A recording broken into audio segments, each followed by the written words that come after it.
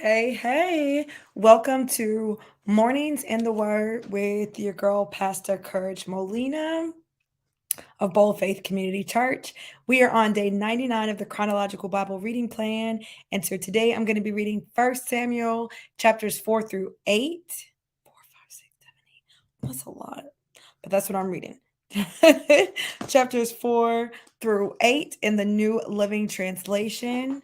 If you're brand new here, hey, so excited to have you. Be sure to let me know where you are watching from. Go ahead and hit that subscribe button, hit that notification, so that way you know every time that we drop new content, which is Monday through Friday, 7 a.m. Eastern Standard Time. We do the morning in the Word.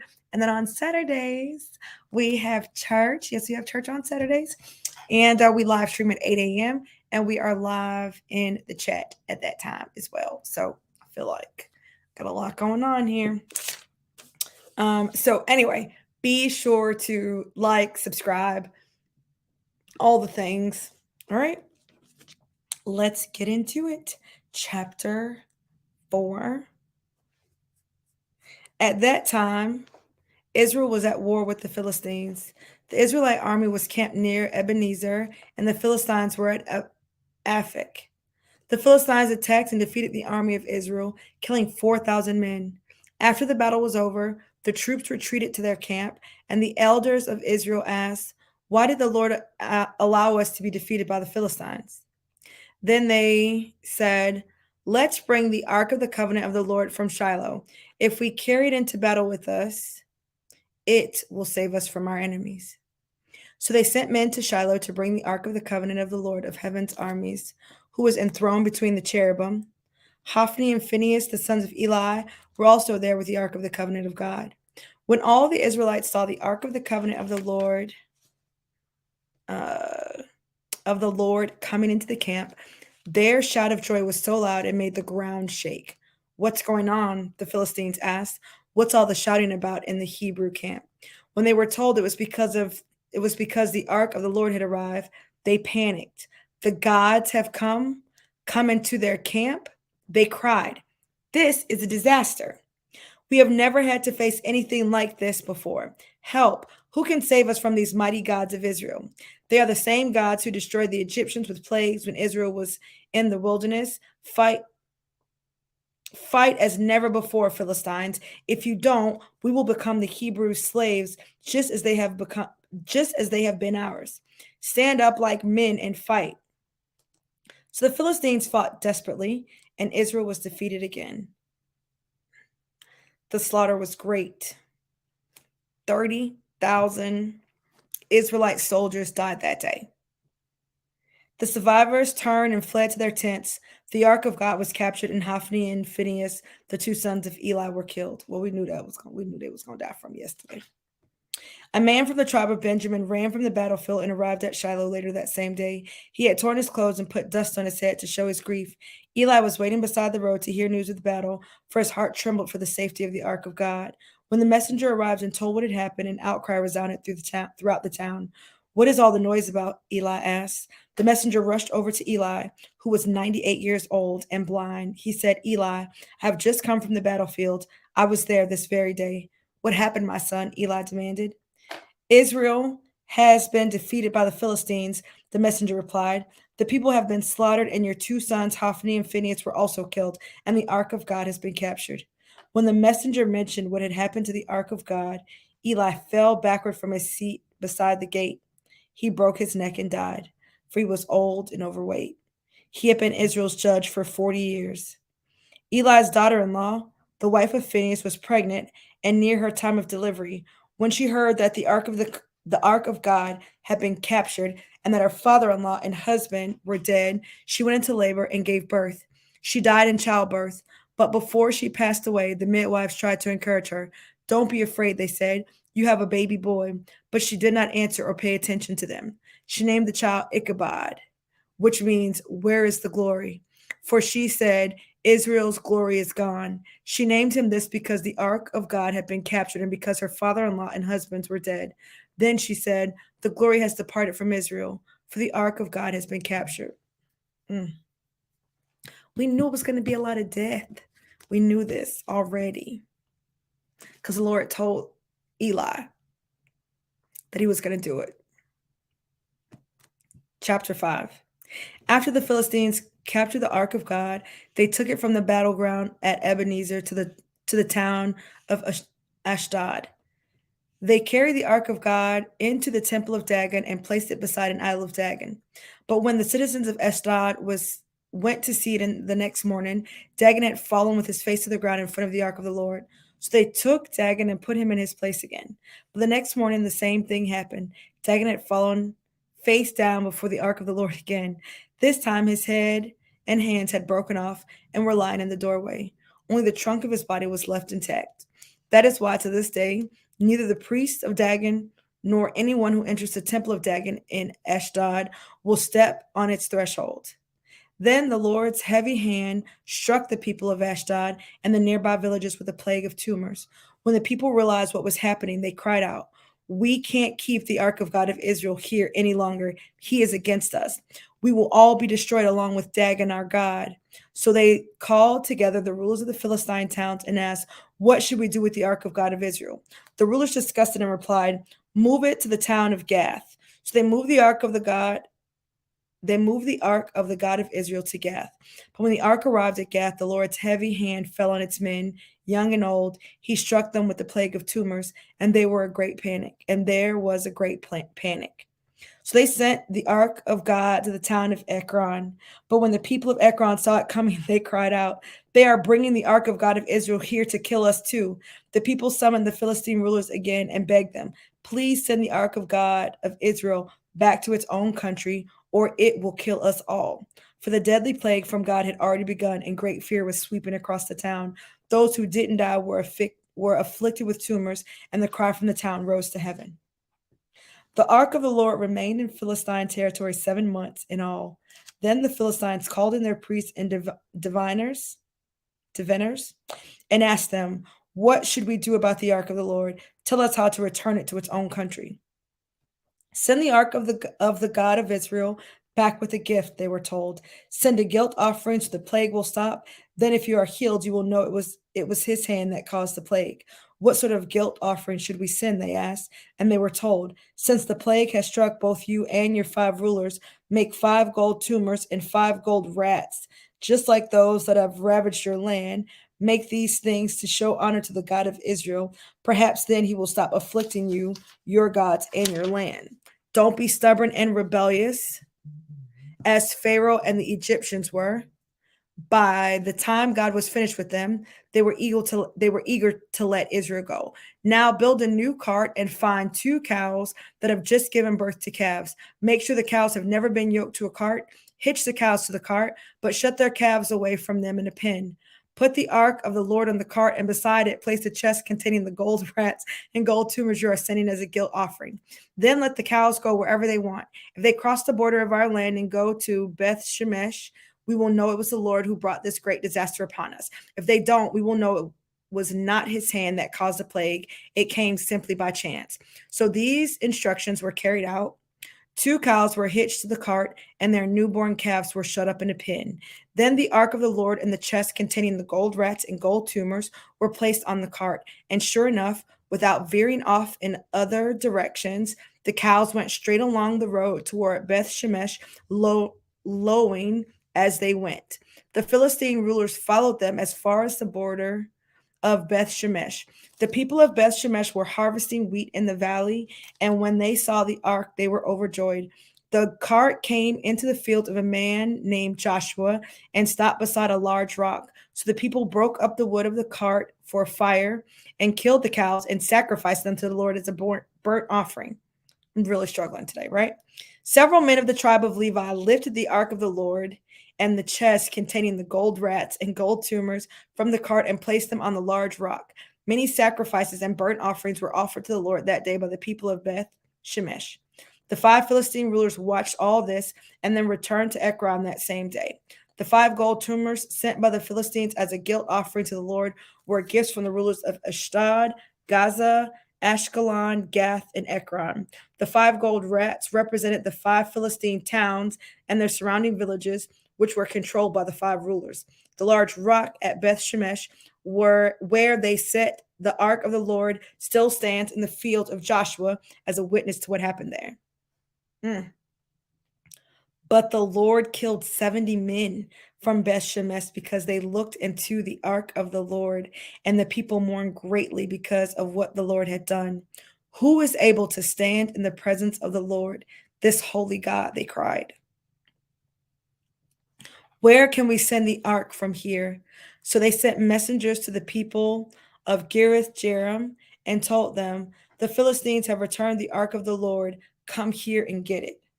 So the men of Kirith Jearim came to get the ark of the Lord. They took it to the hillside home of Abinadab and ordained Eleazar his son to be in charge of it.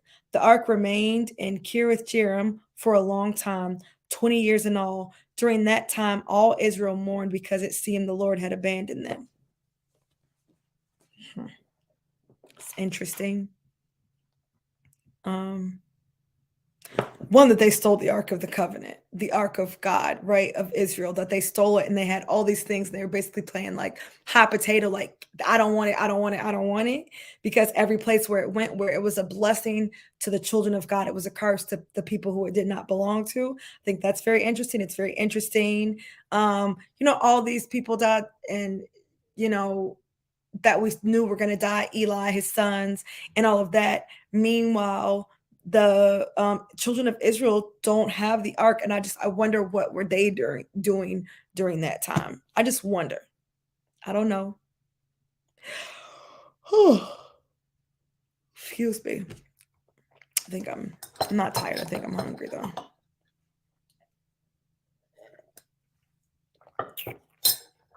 I just wonder what they were doing all that time that the ark was gone. I mean, we see that Eli was so worried it killed him and the lady went into labor, but they had it for 7 months. I just wonder what they were doing for those 7 months.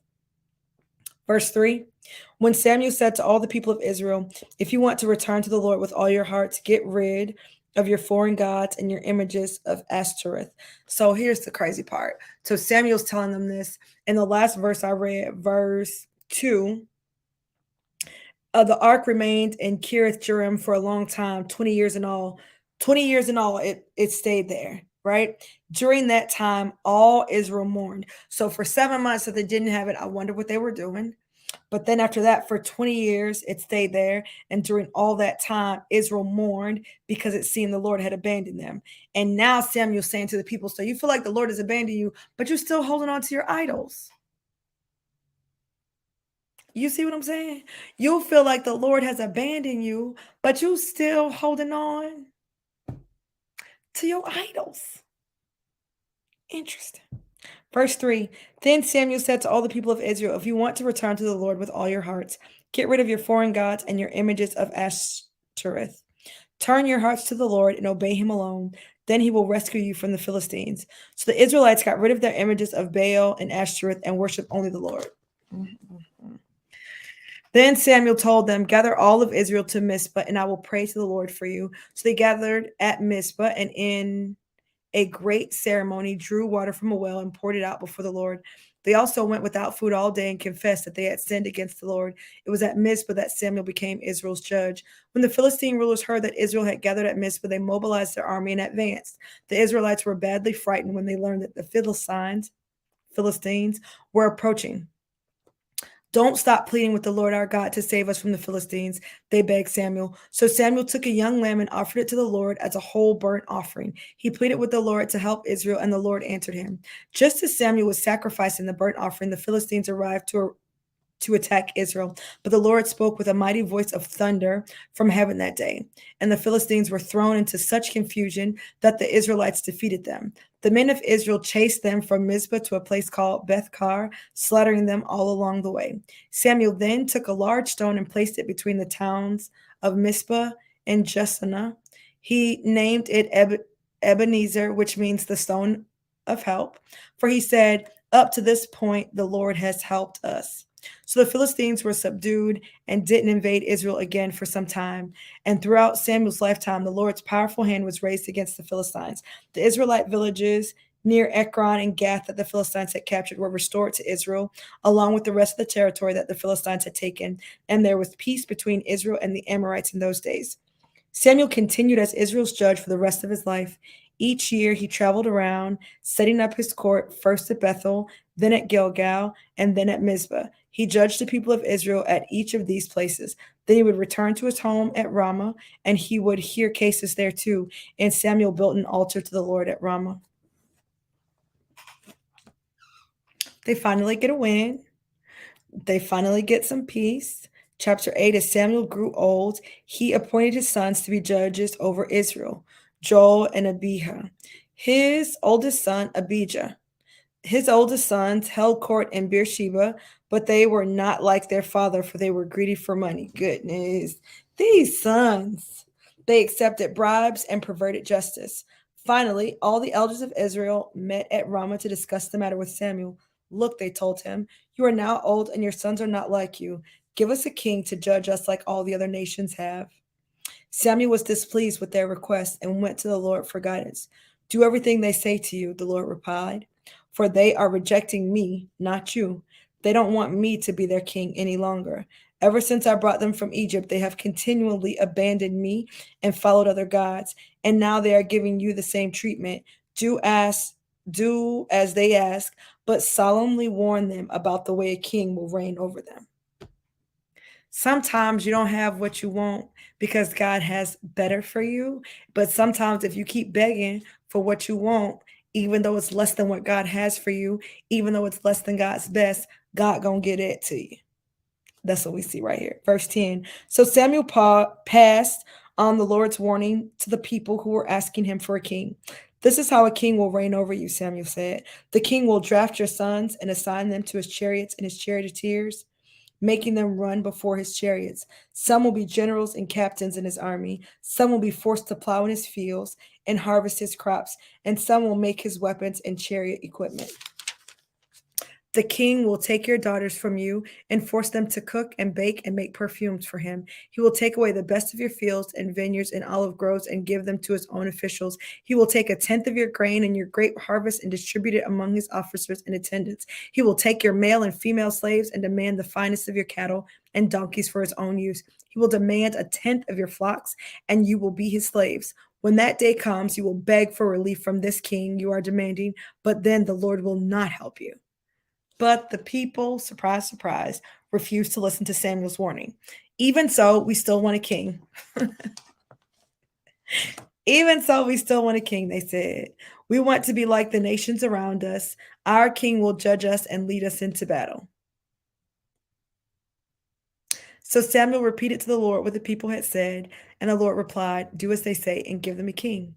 Then Samuel agreed and sent the people home.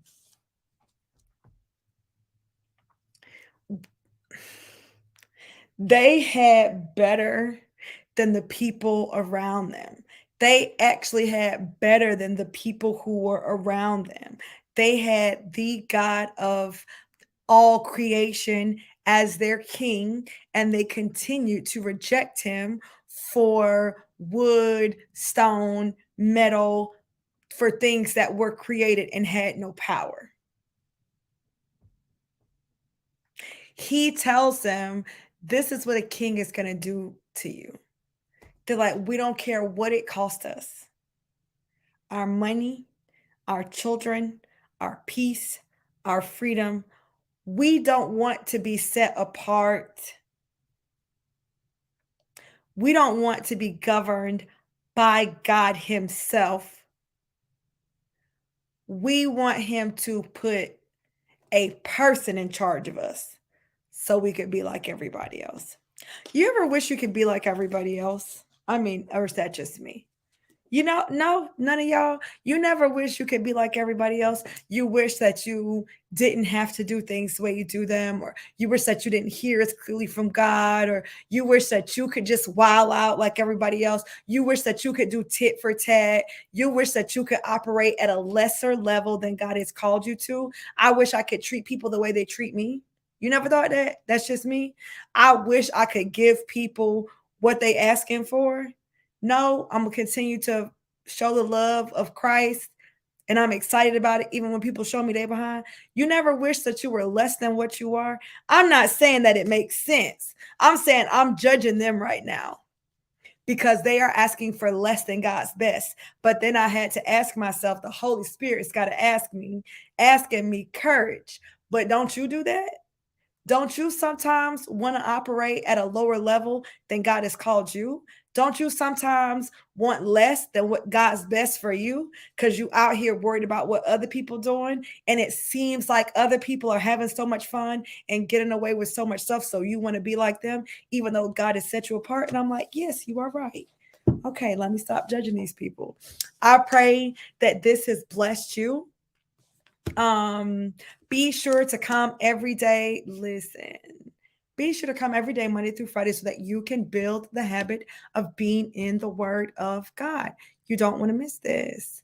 Go ahead and hit the subscribe button. Tell a friend, bring a friend. Take one of the verses from today. Go to the website, Bold Faith Church. Oh, you know what? I have it someplace else too. Bold Faith Church. Go to the website, boldfaithchurch.org, and download the free Bold method. It is a devotional method. It will help you to become bolder in your faith, more confident in your calling, and more courageous in your pursuit. One verse at a time. It will help you to do it. So go to boldfaithchurch.org, download it for free. You're welcome. And take one of the verses from today and get some instruction from the Lord. All right. I love y'all. See y'all later. Oh, wait. Be sure that you subscribe so you can come to church on Saturday. Did I invite y'all to church on Saturday? We have church Saturday, 8 a.m. EST, right here on YouTube. Join us live in the chat. Okay, that's it. All right, now I love y'all. Okay, bye.